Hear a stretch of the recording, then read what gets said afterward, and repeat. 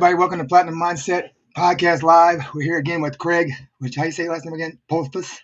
Polsfuss. We got round two with him to get a little more in depth with what he does, who he is. How you doing today, Craig? I'm doing great. Honored to have you consider me to have a platinum mindset. Got to hear more. Yeah. What's going on today? How's your week going so far? Oh, I have a busy schedule. I guess my ongoing practice is to not get too busy.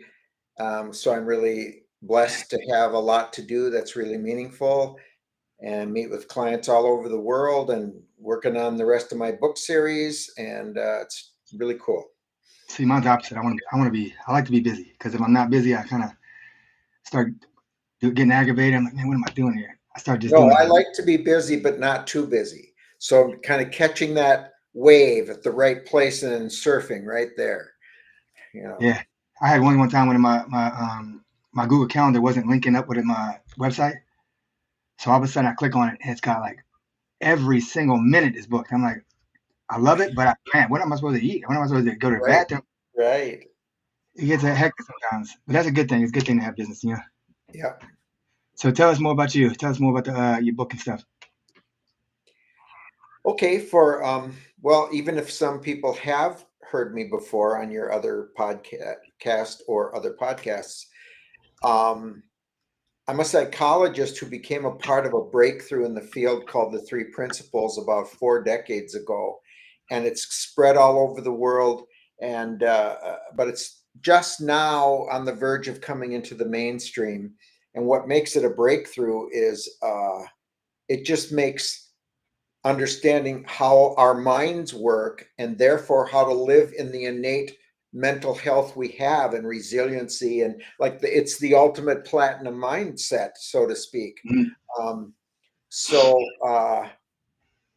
I've been always wanting to bring that, and I'll back it up a moment. I had an awakening when I was 28 years old that was right in alignment with it. And then because of that awakening, within a few months, synchronistically connected to the first emergence of that understanding in the field. So I joined with those psychologists and have been out there ever since, using it and spreading it and promoting it and teaching it and facilitating it. But I got to the point a year or so ago of I got to get it out there further. It's just so good, and watching what's happening in the world, it's like, man, the world needs this. So I wrote a book. Before you go to your book, tell us what happened when you were 28 years old. Okay, let me finish this for a second, and then I'll back up to that. So that book is called Reality Shattering Insights, Begin Life's Journey, and then it poses the topic of exploring the human ability to completely transform in an instant. And if people are open to exploring that, or they recognize, that does happen for some people, I'd like to have it happen for me, then read the book, because it doesn't just talk about it. It starts to actually facilitate it for the reader. So that came out, this book, and then it's the first of a 4-book series, came out of my own awakening. And kind of the not shortest story, but not the longest story is, so I was a twinkle in my father's eye. And then as a kid, if I'll fast forward a little, I was that kid. I guess in a way I felt a little different, but in some ways I didn't think I was any that different. And I was that kid who I just loved life, and I lived in a small rural town in southern Minnesota. And it was kind of like heaven on earth to me. Got on my bike, it was safe. I could get on my little bike, and my parents just let me ride out in the country. That's how it was with me too. You too? Yeah. And Not anymore.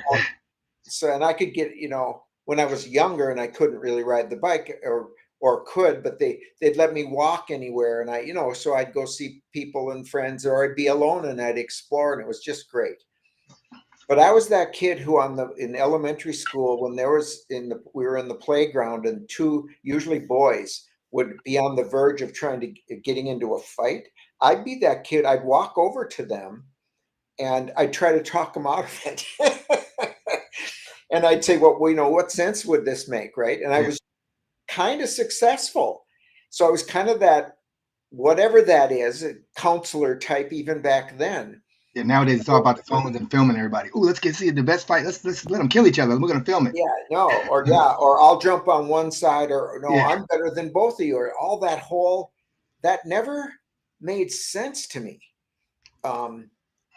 And I can't say why. I mean, I don't know if there's reincarnation and I had previous lifetimes where I evolved into that, or it doesn't matter. That's how I was, and I'm moving forward in time, space, and matter here, living the gift of this life.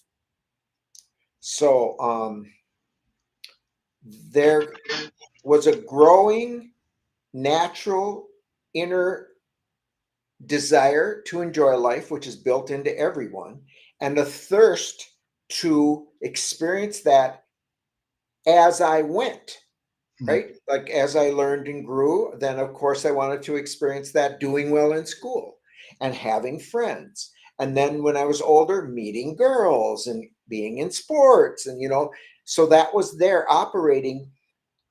But I was aware there was this inner thirst for a kind of happiness or fulfillment or peace that I think a lot of people feel. That kept getting stronger and stronger.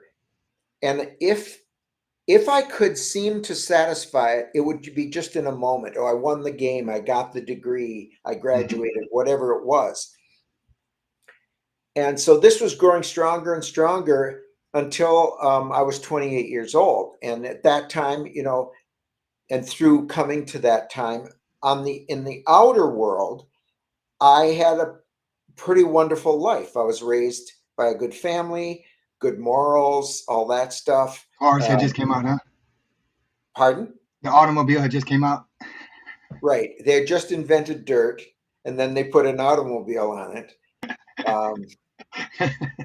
So let's see, where was I there? You like to break my train of thought, huh? Oh, so I'm, my outer life is really nice. I've got a job. I'm getting a degree. I'm becoming licensed as a psychologist. I'm married. I'm an athlete. I played soccer into my 40s. I did too. It's got, it's a nice life. But there's this thirst that I couldn't be truly satisfied. And I thought I was flawed. I thought no matter what I do, something in me is never really there or satisfied. And it's not that I couldn't really love someone or be satisfied for a moment in things, but it was more on the life level, not just the events I go through, experiences I go through level. So my interest got more and more keen and hot, so to speak, for the answer. And I suppose I thought about it in different ways. Like, am I looking for truth, for God, for my true self, for nirvana? I mean, whatever, and I began exploring, and it was very centered at the beginning in my, I was raised Christian. So I had that context, and I was seeking to know God, Jesus and God. I knew the truth. I knew of that, not just teaching in scripture, but reality. But I also, that made me aware, I need to know this way more. I need to really know you, God, or this. And it was like, how? I couldn't figure it out. And that's the usual human journey. Of course, we go into our head and we try to figure it out. And we've been reinforced to do that through our lives, through society and school.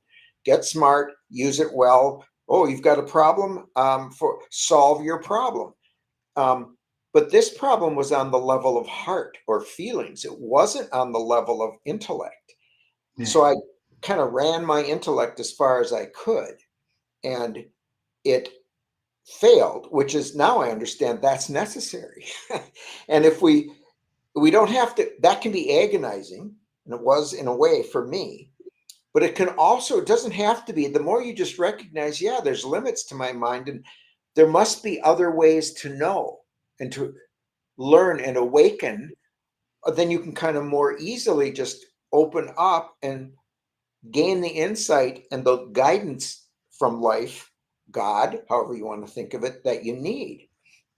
But I was using that mindset, but I was also very into me. I've got to figure it out because, I mean, I gotten my degrees and my licenses and all that stuff, and I just innocently was too attached to that until I ran to the end of it. And I was guided through this. So through searching, and the story's getting too long, but through searching through many things and like finding some truth here and not there and kind of finding my way, there came a point where I was, I got really fascinated with meditation. And I started researching and practicing various meditations. And I could differentiate because there's so many things out there called meditation. And they all have some commonality, but they also are very different and go to very different places experientially. But I came across one that said, you know, what you're looking for, it's the obvious. What you're looking for is inside of you. And it's like, yeah. But what is that? How do I go inside of me? And as I listened, I realized how to go inside of me. And that's what my book is, the first of a 4-book series. The second book goes into this breakthrough in psychology that's in alignment with this new, clearly new, better paradigm of how the mind works. But that process of awakening into that understanding in book 2 is what I call a partial inversion of consciousness. Like we begin to listen to it, and just like you're doing right now, and many of your viewers or listeners, they're listening, and those who are willing to be open-minded and sincere, they're reflecting. And the reflection, they're not in their head going, is this right? Is this wrong? Where have I heard this? Oh, he's talking Buddhism. No, he's talking this. He's talking that. No, it's like just listening for the truth, being simple about it, and getting a feeling for whether it makes sense intellectually to me or not, is what Craig's saying, have a ring of truth in it. And as you hear the ring of truth, it's not like Craig's inserting his truth into you. It's like you're remembering your own inner truth. Mm-hmm. And I'm just being a mirror, just reminding you of something you know already inside of you. That's what is really fun for me in the roles I'm in, because like even right now, I have total confidence that everyone listening to this totally knows what I'm talking about and can benefit from it. However, they may not know that they know. Mm-hmm. They may have temporarily forgotten to a little degree or to a huge degree. So I Or they have a saw, block up. pardon? Or they have a block where they blocking it. Yeah, they block that, right. We're caught up in something, maybe a problem, maybe addictions, maybe money problems, whatever it is. So the second book is learning this, partially inverting my consciousness through listening to ideally truthful information. And I'm willing to reflect, and I kind of move back and I go, oh, and that starts to make sense. And I start to get insights here and there as I go, and it clicks. And I like one of the reality shattering insights in my book, which there are 14 of them, speaks to what this example I'll give. And maybe I gave it the last time we met. It's so common for people to get into rush hour traffic and think that the traffic is stressing them out. That's common. But then when you take a deeper look at it, you realize it's not true. You just let your mind kind of trick you there or lie to you, right? The truth is, your stress is coming from how you're looking at the traffic or thinking about it. And that your thinking may have been invisible to you, but you're creating the stress. And the moment you see that you're doing it, you automatically start to heal or wake up and not do that without thinking. It's not like you have to stop and go, okay, I'm thinking myself into the traffic stress through my mind. Now, what do I need to think to get out of it? That could happen, but it's not going to help you.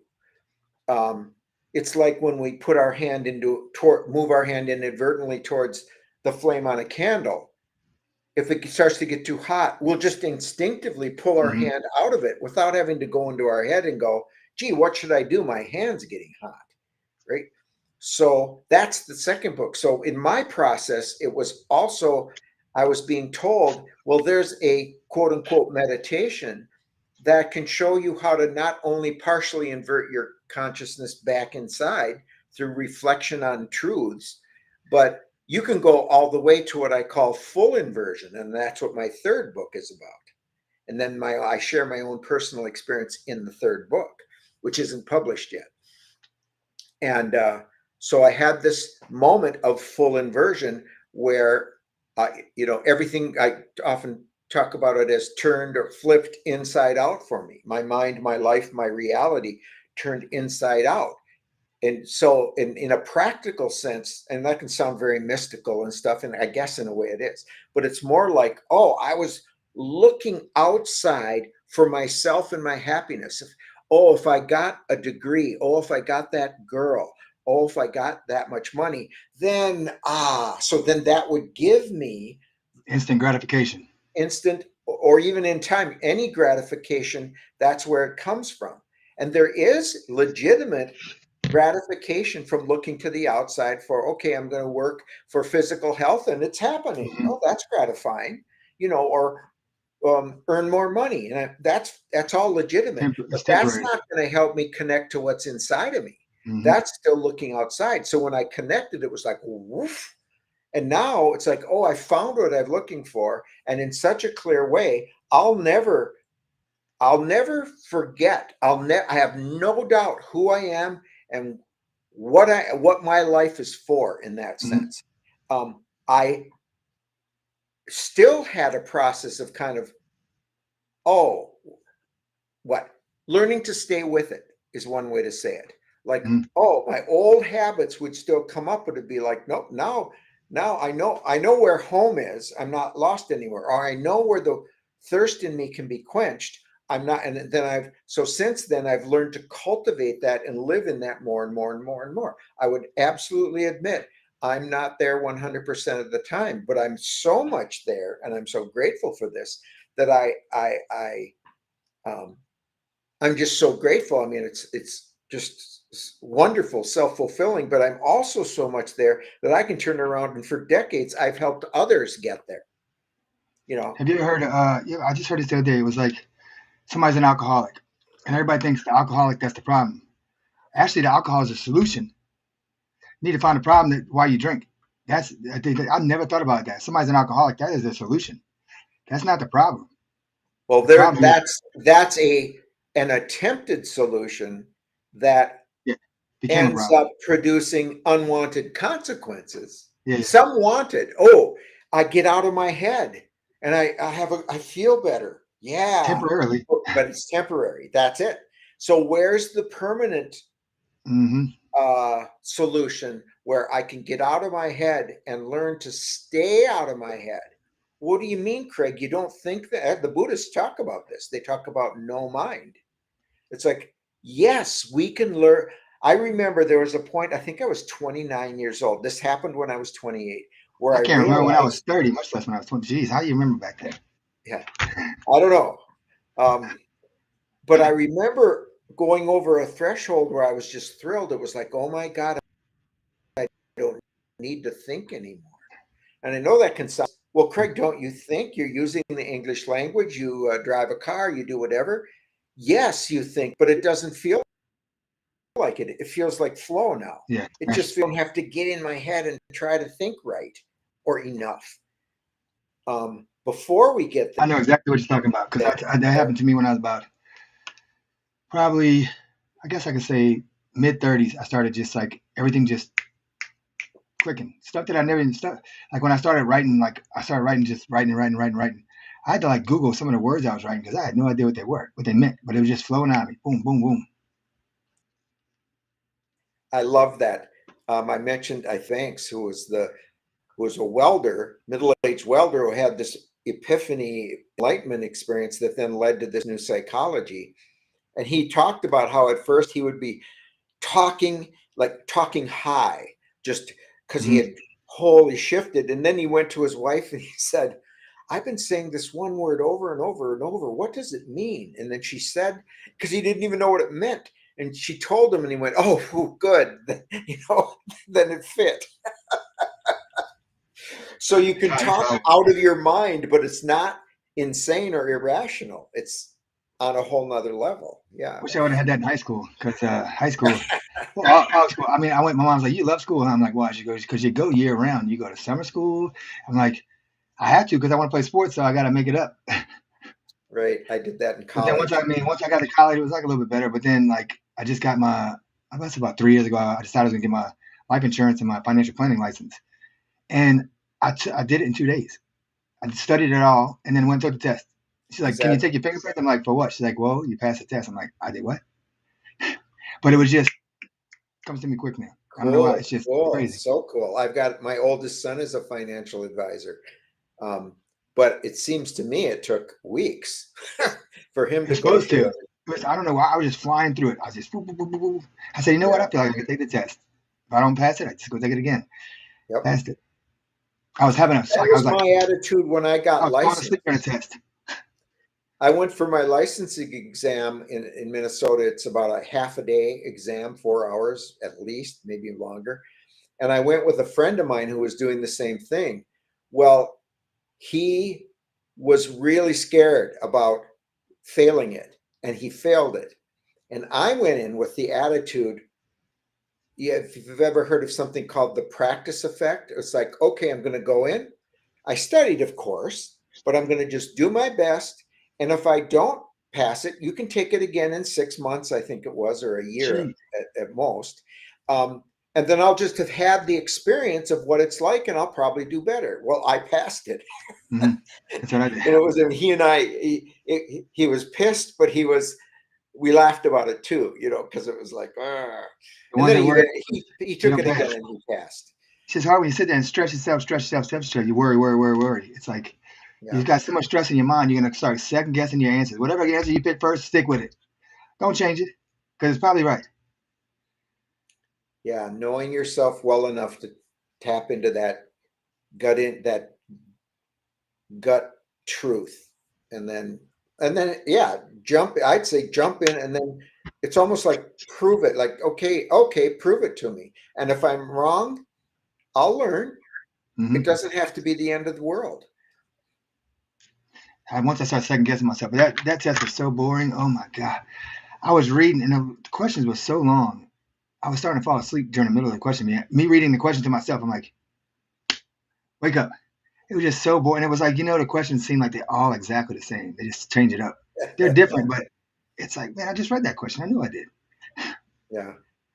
I Yeah. passed about I think 81. But nowadays the scale of passing is, this is why I said the other day, a 50 is passing. I'm like, a 50 is, where is that passing at? A 50 is an Yeah, F. I don't know. It seems like over the last number of decades, they've lowered the standards on so much. Everybody's a winner. Yeah, we all get our participation trophy. Yeah, and I don't totally poo-poo that. I mean, I get it. You want people to feel included and valued, but then again, that's on a different level than actual performance. Your performance, that's another thing. Yep, you're not teaching them anything. You're teaching that everybody's a winner. No, you're a winner and you are a loser. So you can try better next time. Mm, mm. Just, I mean, most kids don't. I mean, it's not, nowadays it's so different though. These kids don't play sports that much, and if they do, they so elite about sports now. It's like they started kindergarten, they want to go pro, and that's what their whole goal is: go pro. Maybe, yeah. There's no playing outside and going to do this. And I don't know if you ever saw that video online. He's like, go outside and play, son. He's like, what am I gonna do? He's like, use my what? Go throw a rock at a window. Like, what? I don't know what to do. Please let me inside. No, I'm like, I was in that rural town, and even though I described it a while ago as heaven on earth kind of, I know it was boring sometimes, and it was like, well, what are you going to do? And I had to deal with that. And looking back, of course, that was so good. I had to mm-hmm. see this fits with the three principles. My experience is the outcome of the choice I'm making inside of me and where I'm aiming my mind and my life. And if it doesn't feel right and feel good, not 100% of the time, but basically, and produce the outcomes I want, oh, I am earning the money, oh, I am getting fit, whatever it is, then take a fresh look. Okay, what you could say, what is life telling me? Or you could say, what am I telling myself? Where am I? I must be where I feel the best. That might make sense to some people. I must be where I feel the best, like, oh, this is me. Yeah, I'm an artist. I'm not a mathematician. Okay, then you go in that direction, or vice versa. So we're feeling our way towards ourselves and our best life. And it's common sense, but in a way, a lot of us don't realize that. We What's that forget. We word? just think, People what's don't know what what? that is. This next generation don't know what common sense is. Yeah, right. Well, They're like, what is that? yeah. I got a So, bag of peanuts the other day. Do you know what common sense? Not off the subject a little bit. I got a bag of peanuts the other day. It said may contain peanuts. That's how they gotta be nowadays. It's like, what? Are you kidding? I hope it does.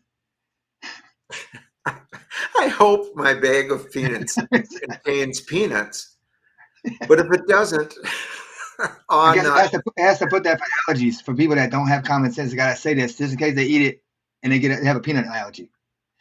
oh I oh mean, my. I'm like, wow, it's gotten real slow. So kind of what I've now, for the second time of meeting with you, I'm kind of picking up on you. Like a lot of us, we see the craziness in the world. Um, and Laugh that's at it. kind of a threshold for learning where, at least in my mind, and obviously you can disagree or others listening can disagree, where now what do I walk around with a negative feeling about the craziness in the world, or do I find a way to see that where I don't give it the power to distract me or stop me, and maybe even can develop, I don't know what, compassion, and because that was me at one point. So compassion and the ability to kind of reach in with some people and say, are you kind of tired of that? You want to come out? And if they go, yeah, then, oh, well, let me share with you what I learned, and Mhm. then like I said earlier, if they have an open mind and are sincere, and what I found are the basic qualities that it takes for a person to really make change in any area, but especially the personal, is, are they teachable? Are they to have an open mind? Are they sincere? And that means humble, being a student. And then are they willing and able to persevere through a learning process that doesn't always necessarily make sense or isn't always necessarily easy? I'm Mhm. learning to put numbers together in grade school, but I don't get it. Oh, now I got it. Oh, I don't get it. But sooner or later, it comes together, and then you're in a new place of understanding and power and learning. So I uh, think the big problem is today that they want, like, this next generation wants instant gratification. They want boom, they want it. Boom, they want it. It's like, and if it's not comfortable, they don't know what to do. Well, nothing. If anything's comfortable, it's not worth it. I think there is a part of us deep down that, of course, wants instant gratification, and in a way, I want to say it makes sense because it's like, well, I'm alive and I want to feel good, and I want to feel good right now. But Mhm. we're also alive outwardly in a world where instant gratification is not possible from the outside world. I can't always solve the math problem. I can't. I feel like I'm Yeah, talking to a wall. I just Oh, sorry. I was playing. I was Houdini. Poof. Yeah. So yeah. I'd say I didn't think we'd get into this, but it's kind of interesting to me. Like it's like, yeah, keep desiring instant, meaning present now and always happiness and gratification, but learn to suspend that in a way, not well, I want to say betray it because it's your own heart wanting to be. It's that thirst I was talking about, but be willing to be humble to learn what it takes in relationship to the rest of your life to be able to stay in that while you're living in the world. And that's what it eventually happens. I got a couple of things, a little insight for you, like your opinion. Okay, I got asked this question a while back. What are two things that you think that would change the world if they got rid of for the better? Oh, you added that they, meaning society, got rid of? Let's just say what would be two things that you would get rid of that you know would make the world a better place if they weren't around, if they did not exist? Gosh.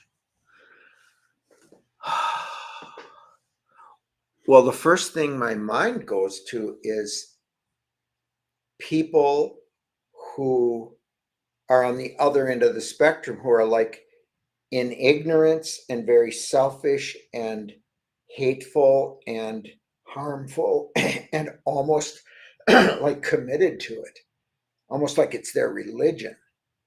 Um, and the way to get rid of them wouldn't be like, well, just kill their bodies. It would be change their minds and their hearts. So that's the first thing that hits me. And you said two things. I don't know. What would be for you? Which I mean, as much as I use it, I think it's done a lot of harm, but it's done good. Social media and cell phones. Oh, yeah, I see things like that. There was something else along those lines. AI was another one where it's like, is it good or bad, harmful or not? And to me, they're neutral and it's how they're used. Hmm. And so with anything new, we'll tend to be less skilled and graceful at it. So it will have more harm, but we can hopefully learn from that, right? That AI, I don't know if you saw that recently. They have a robot. I don't even know why it needs them, but it has muscles and tendons and all. It was flexing its muscles. Why does it need muscles if it's all on hydraulic and electronics? So it wasn't functional. It was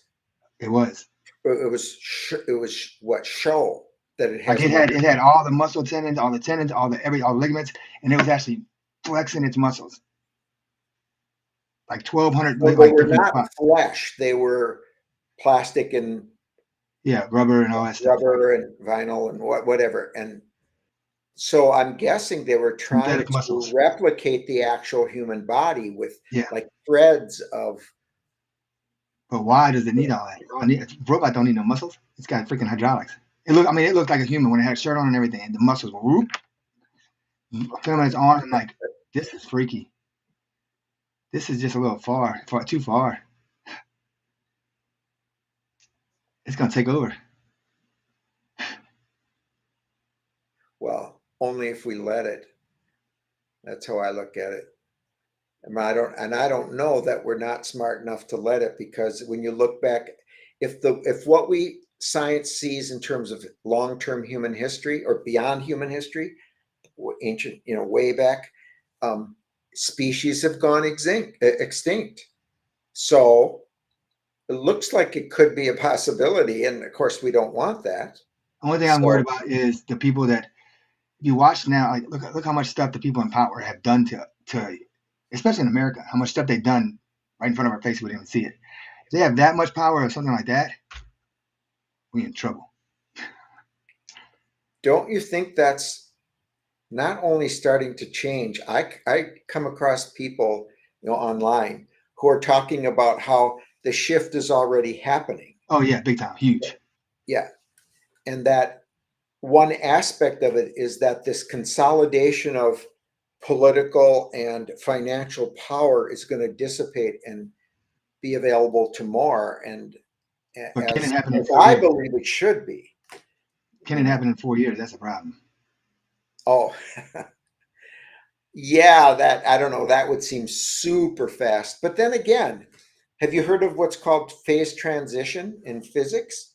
It's where, so you take a body of water that's, let's say it's, 35 degrees, and you have this body of water, a lake or whatever.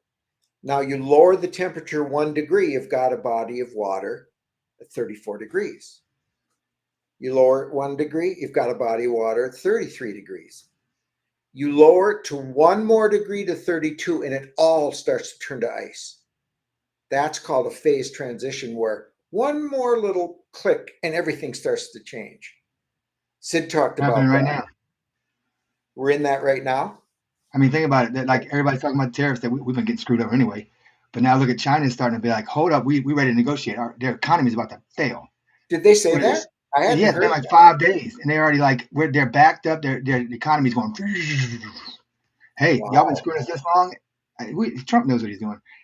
I know we're gonna last long, but I mean, it's like you're gonna try to. Y'all been giving 300-400% taxes the whole. I mean, tariffs, but do it to them and look at that. I mean, it ain't even been a week. They all want to negotiate. Yeah, Wow, that's I think that's great. Because to me, I know there's people out there that don't like Trump and are going to maybe argue with what I'm about to say, but it seems to me he's all about, he's a successful negotiator because he knows it has to be win-win. But winning on our side has to be America, like his whole America yeah. first thing. So we need to win, but we're not, that doesn't mean you need to lose. You can win too, but let's cooperate and come up with the win-win. And I watched Yeah. this thing about the tariffs. Like the tariffs doesn't even cost the country anything. Like it's costing the buyer and the seller and all that stuff. But ultimately, the tariffs also, but the country's making money off of it. Like China made what, like $800 billion last year on tariffs. We made 80. Tell you we're not getting screwed. $80 billion, and they made just them off of us made 800 billion. That ain't right because they shipping a whole lot more stuff over here. Yeah, I don't drill down into that to know that kind of stuff, but that's interesting. But it's just crazy. Some of these countries. Boy, somebody actually said, "What asked? Why did he put a tariff on such and such country? It's only got cows there." He said, "You want to know why?" And he laughed. He said, "Because you know why? Because all these other countries will ship their stuff to that country. They'll have a mailing address there and say that it got shipped out of that country over there, so they don't have to pay tariffs." Yeah, yeah, sure. It's so the art of the deal, the art, not just the deal, but the game. Yeah, I'm sure there's details that, I mean, when you're committed to your winning, you're going to find as many ways that can work. And it's great. I mean, it's great. Like even like when Trump said he respects Putin, respects. You should. I mean, because if somebody tried to invade, if somebody went to, if another country went to Canada and tried to get to us, I think we do what we have to stop them. Right. Just like Putin's doing, just like well, in Ukraine, I don't believe that, but like any other country is. You come near my country, I'm gonna do what I gotta do. Anything goes. Yeah. So I just Were think you it's in the good. military? Yeah, How was terrible that? time. It's good. I mean, it wasn't bad. Yeah. Too many chiefs, not of Indians. Uh, Too much. This I was my first place I was at had 213 officers at it, so it was not fun. yeah. It was not fun. Yeah. But like I was, um, we'll go back to that in a second. What the hell was I about to say? Oh, how people got their mind all thinking that groceries are going up, this is going up, that's going up, that's going up. It's going to be uncomfortable for the next 6 months. But the last 4 years has been pretty damn uncomfortable. So 6 more months, you would have just had 4 more years of that. So you about to have 6 more months, get over it, and it's all going to even out. In America, stuff made, people don't realize that when it starts getting made in America, it's going to go down in price. Hope so. Eggs won't be freaking $9.50 a dozen. I don't know how much eggs are by y'all, but eggs here are high. Yeah. I'm lucky. I live kind of out in the country now, and you know, real close. I got neighbors that have chickens. In fact, we have a chicken coop that we have from the people who owned the house before us, and we haven't used it, but we could raise our own chickens if we wanted to. Yeah, that'd be nice. Like, have you ever seen those videos online of guys like selling AIDS? He's like, come on, man, hurry up, get your aid. Like he's a drug dealer. Yeah, yeah, that's funny. You can't have you can't have chickens in my town. It's these freaking yuppie puppy freaking snobby. No chickens. You can't have lights on the lakefront at the 9 o'clock at night. It's so crazy. Wow. Mindset of people that think everything's crazy. Tell me again where you are. I live. You know where? All right, you know where New Orleans is? Yep. Okay, so I live on the north shore of Lake Pontchartrain. You go across the world's longest bridge over water. I live right on the other side of the lake. Oh, okay. I live on the Yep. good side. Yeah. Oh.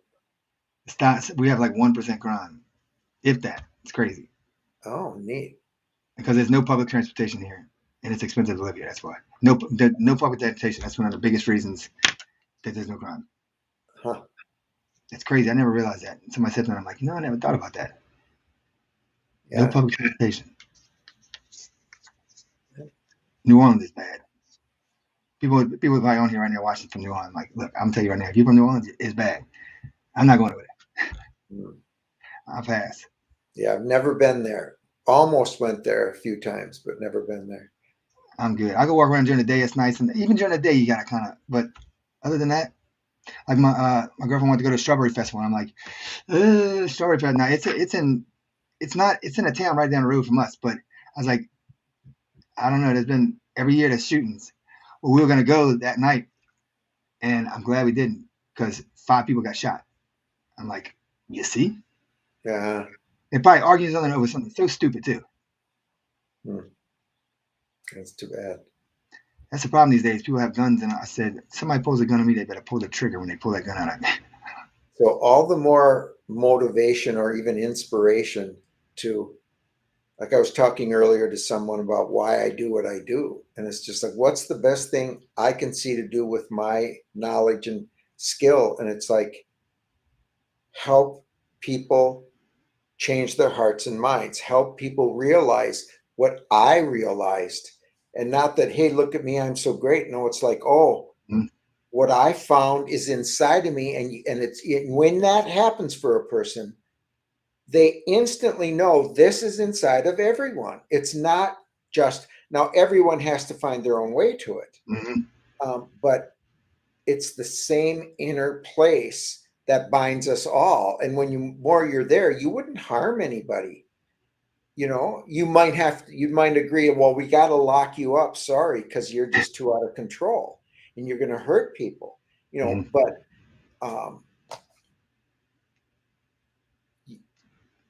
life loves life. It doesn't want to hurt itself. Do you think that somebody, let's say somebody goes to jail for murder, do you think after 30 years that they cured and they get out and be a regular person? I know human beings have the ability, like I talk about in my book, to over a long time and or in an instant have an epiphany, have an awakening. Christians call it being born again. Have an awakening. Did I say? There's like, and we're nature designed us for that. So even if we're in a prison, it's going to be happening. And there are examples of people in prison who have become, really positive, caring, godly type people, genuinely. So it can happen. I don't think our system is designed to support and facilitate that I don't right either. now. If you come out of there a positive person, come out of there a positive person because you did it, not because the jail helped you. That's yeah. Well, there are some programs I've heard about, and actually some of them, and I wish I had the resource now to refer people, but there are programs that are bringing the 3 principles into prisons, and it's getting amazing results with people. And there are programs bringing the meditation I told you that was what finally tripped it for me into prisons, getting amazing results. And that one is called PEP, or the Peace Education Program. So if somebody's listening and they want to check that out, obviously just search Peace Education Program with Prem Rawat, Rawat, and PREM, and it'll come up, and it's it's been around, I don't know, maybe a decade at the most, but it's just done amazing things. You watch some of the videos there. Mhm. It'll give you a lot of hope. I think I think one of the things that if they would change about the whole jail thing is if they get when somebody does their time and they get out, I don't think you should have to put it on your record because that right there is what keeps you from moving forward. Most people, because everywhere you go, you got to fill out an application. Boom, it's there. It's there. It's there. I served 30 years in jail. When I get out, it shouldn't be there because I did my time. Why bring that forward with me? Because if I bring it with me everywhere I go, I can't move forward. The society won't let you move forward as long as that's on your paperwork. Yeah, people, I think, are less trusting than ever. So, but I'll tell you this, if you've truly transformed in the way we were just saying, you're going to do well, whether that's on your record or not. Mm-hmm. Yeah, it's because there's more to life than just that, and that's where it looks magical. But doors will open that you didn't expect to open. You know, My buddy Justin, you seen the episode he came on? He came on like 3 times. He actually did 14 to 15 years in jail for murder, and it was basically like it was almost like self defense. Basically, his cousin was getting killed right there, and he shot the dude. But he did his time, and he got out. And he speaks. He does coaching now. He does. I mean, he took that time to actually become positive and get out. But I mean, that's a very hard thing to do is become positive getting out of there because everything's against you while you're in there, and you got to fight the whole time you're in there. So it's like it doesn't help you. I think it hurts you. So put somebody in jail for 6 months. It's not helping them. It's hurting them. well, it's helping society by preventing harm. But if you could have a really truly effective rehabilitation program, and ideally, of course, if the prisoners willingly accept it, which a lot of them Mm-hmm. won't because they're, where they're at in their head. But if they're willing to accept, like I said before, open mind, sincere, and willing to go through learning where you don't always feel like you get it yet, Mm-hmm. and give it time to gel, you can totally change your life. I've seen it with my clients over the decades, drug addicted, marriages torn apart, um, pretty much anything that you can think of, I've worked with, and not 100%, but really high 90+% Yeah. success in, because when people really want to change, we have that power in us that literally is more than human. It's like Mm-hmm. more than just it's divine, might be a way. It's hard to describe, but or it's spiritual or whatever you want to say, but it's really there. I know one thing I couldn't do. One thing I wouldn't do if I went because I didn't realize that the Angola prison in Louisiana is like one of the worst prisons in the United States. But that's where people go in for the rest of their life. I am hell no. I'm getting the first sheet I see, and I'm going to be bye bye because I'm not spending the rest of my life in a prison with no AC, with no for what? That's not a life. Kill No, me. no, no. I just don't understand how people can. I could do it, but I wouldn't want to do it. I'd be the first one with the sheet. I'd be a Jeffrey Epstein right there. Yeah, do you ever see that guy Kennedy? He's a senator from Louisiana. Oh yeah, the funny one. Yeah. He said three things that don't hang themselves: sheetrock, Christmas ornaments, and Jeffrey Epstein. I I don't know hadn't what heard that one. the stuff he comes Yeah. up with. You want Yeah. to defund the police? Call a crackhead. That's what he said. Oh, geez. I don't know where he comes up with this stuff. Yeah. He has one of those kind of minds. He probably has people sending him that stuff now that he's gotten kind of popular. I wouldn't want to be in freaking politics. No way. Yeah. No. That's a mindset of its own. Yeah. I have been tempted to. I wonder what it would be like if, like, the top politicians or governmental leaders across the world really got immersed in the principles, the three principles. I just wonder. I would think that could just unleash so much, such a different perspective. Get them all in a room for a month. A unity type of perspective. Put them all in one room for 1 month. Y'all can't leave. Y'all gonna hash this shit out. You don't get no weapons. All you get to use is your speech and writing. That's it. Yeah. Y'all either gonna do it or you're gonna get another month. Yeah. There gonna be some dead people in there, or they're gonna come out smiling. Yeah. Yeah. It's just this world needs to stop doing what it's doing. It's just Yeah. it's crazy. I was in the steam room last night at the gym, and there was like I guess this kid probably 17, 18 years old. It's crazy talking to somebody like that. It's like it's not talking. You really the conversation you have with them, you just basically educate them everything you say. Because if it's like really, I'm like, do you not? Your eyes closed or something? Do you watch around the world around? But you got into it last night, like, and I've been thinking about it more and more.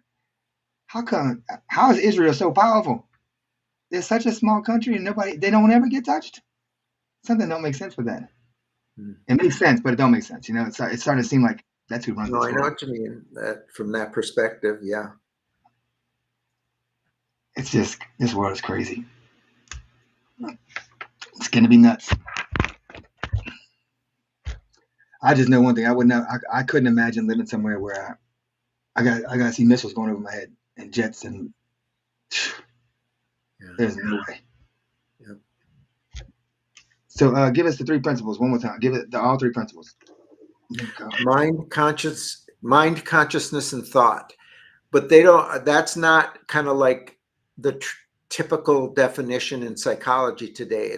It's universal mind, meaning the intelligence of life itself is what we mean by that, and power of life. And universal consciousness is, well, that life intelligence is aware and can experience, and it's embedded in our life intelligence, makes us awake, aware, conscious, and able to experience. And the third principle, and these are all, they're called a triunity. They're not really separate. The third principle is universal thought, meaning we all have this life intelligence gives us each as individuals the ability to think for ourselves. So it's free will and what we do with it. We use thought metaphorically to paint the picture of our lives. You went in the military. I went where I went. I'm doing psychology. You're doing what you're doing, and it's like, and so we have different lives painted differently because of how we've used our minds. And the one big question then is, well, how conscious were we of the power we had and how wisely did we use it?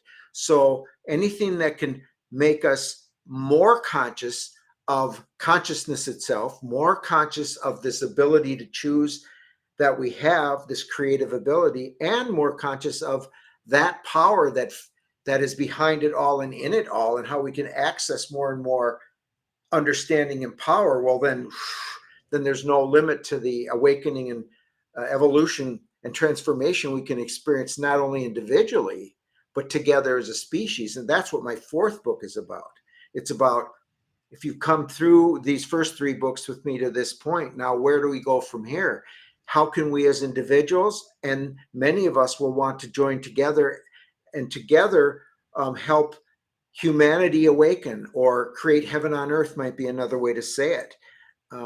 Even though we know individually it looks like we're all going to die and we're going to go away, there's still a desire to create a place like that for ourselves and our offsprings. And as long as more of us are committed to that, slowly but surely it can happen. And beyond slowly but surely, just like the awakening that happened in me and happens in many people, what if that kind of quick awakening could happen all at once for humanity itself? So there's a threshold I hope we can get to. It could be a great thing, or it could be a freaking crazy thing. Well, it will be crazy in the sense of all the shifts. Like, for instance, if people suddenly awaken and they're satisfied inside, and they really, and not that I don't think alcohol is bad, but let's just, for example, say, and nobody buys alcohol anymore, that's going to dramatically affect the people who work in that industry. But once that adjustment happens, it's all going to be better even, so. What's that movie, Lucy? You ever seen the movie?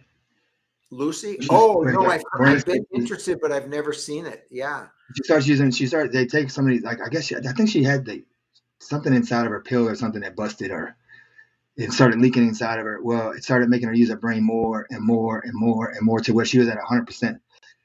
Like, I don't know. I don't know if I guess I could see that happening if you use your brain that much that you could actually start making shit move and all that stuff. But I mean, that would be so crazy. I mean, Yeah. be able to use it 100%. Yeah. And that's, I think, why people don't, like, all of a sudden, just most people don't just wake up and do it. We couldn't handle it. So we kind of, like going through school, first grade, second grade, arithmetic, then algebra, then it's like we have to kind of get used to it and be able to handle more. I think these kids today, all they got to go to school is to learn how to write a little bit, speak, and read. Because after that, it's all going to be AI or freaking Google it. They're not going to write papers and interesting. The whole AI thing, it's going to be real interesting. What's the point of going to school?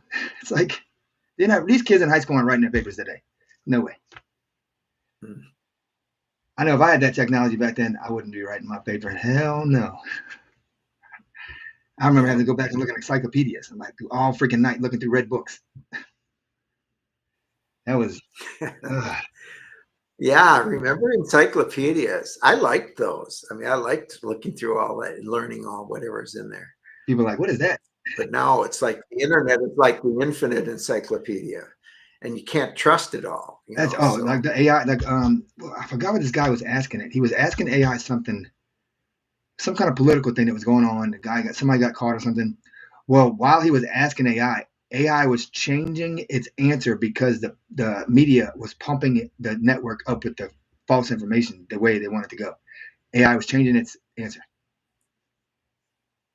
Wow. That's kind of scary. I mean, it's like, whoa. So which I know we need to wrap up here in a second, but what flashed to me with that is that's going to force people, like they're going to go, what's already happening? Who can I trust? Can't trust the government, can't trust academia, can't trust the medical profession, who can I trust? And ultimately, we're going to have to tune into that intelligence in us. That is the only thing we can trust. And it is the best, so we're turning from outside in, even on that grand scale. And like you say about trusting the government, like it's like people want to know all this stuff, but a lot of people that want to know it, they can't handle knowing it. If they knew half the stuff that they want to know, they're gonna. What was that book called? No, it was that radio host Orson Welles, War of the Worlds, when he was on a radio show saying the aliens were attacking and people were jumping out of buildings and they weren't even attacking. If half these people got told what actually will happen. You know what I heard along those lines recently? I never heard this before. That when the first movie was made, the silent movies, black and white silent movies, it was silent and it showed trains coming. And some people in the theater got scared and literally jumped out of their seats because they weren't used to, like they didn't, is that real and is it really coming? Every time I'll be looking at a video on my phone. You ever get those videos that you're looking at it and then something jumps out at your face? I'm about to crap my pants every damn time. Yes. I'm like, I do that with some of the videos. I'm like, I think it's going to do that. I'm not looking at it. I'm like, yeah, right. But I don't think. Well, this has been fun, Michael. Always. I love doing this. So didn't you have last time you had something to give to him or something, some kind of that you wanted to give this time? A gift or whatever, a link or something? No, we had talked about some possibilities, but we didn't land on anything. But obviously people can reach me if they're interested and I could send them some information free, like about either my book or the 3 principles. And you can see, I think they'll see right there where it says CraigPolsfuss.com, right? Or Polsfuss is how it's spelled.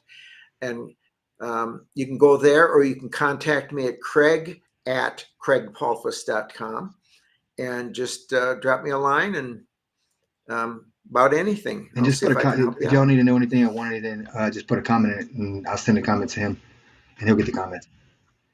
Okay, cool. All right. It was good. Everybody go out and get his book. We'll look for the other books. coming out. When is what is your goal to get Thank them you. all out? My goal is to get them all done by the end of this year. I'm going away next week for an intense 2 to 4 days to really finish up book 2, and we'll get that out as soon as we can, and Where you then going? the Where you other going? 2 after that. In Minnesota, we call it going up north. So my family has a lake place. There's a whole bunch of lakes in Minnesota. A lot of people know that. And I was really blessed that my father, before he died, was able to create a nice little lake home that he was going to retire in. And then unfortunately, he got ill and died before he could do that. And yeah, but so my oldest son owns it right now. And we get to go up there, and I'm going to it's nice and quiet, right? And I'm just It's going to still dive in and cold up there. Still ice it'll up be there. perfect. No. Well, you know what? This is it's usually out by the middle of April. So it's probably See, we out get by where now. we are down here. We get all of the north melted snow in the Mississippi rivers right through Louisiana. So it's crazy. Like if you go to Uh, New Orleans, if you ever come the river, you're standing. Let's say you're standing in Jackson Square in New Orleans.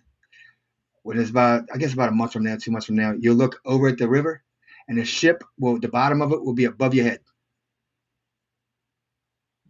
It's great. You're looking up at the ship how? because the levees are holding the water in, and the water's up. So you're standing probably 20, 30 feet below the ship. It's crazy. It's Wow. so crazy when it. Yeah, because all the spring waters come Oh, it flowing gets down, full. don't Like they? they had to Yeah. open up the spillways here and open up the dams and all that stuff. It gets bad. Yeah. Like that river where it turns in New Orleans, it Yeah. gets real. Like it gets fast. Yeah. Our lake place is not far from the source of the Mississippi River in I Lake appreciate all that. Itasca. And it's like you go there, a lot of people in Minnesota have gone there. It's like a little creek you It's can walk crazy. across coming out of a little lake. That's how Have it you been starts there? like this, and it ends up. Yeah. And Yes. see, Louisiana Yep. gets all y'all's Yep. stuff from all up there and gets all the crap. I know. Well, you're Thank you. welcome. I appreciate it. All right, everybody. Thanks for tuning in. And until next time, thanks, Craig.